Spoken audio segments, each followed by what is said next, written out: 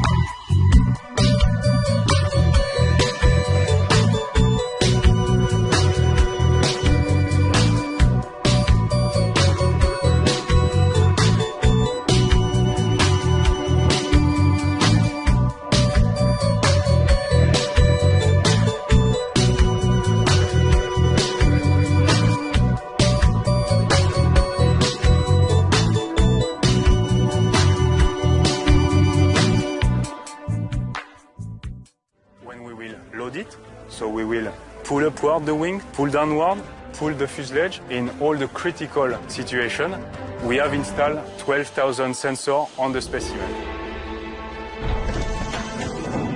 So you can imagine between the offloading position of the wing, when we compensate simply the weight of the bird.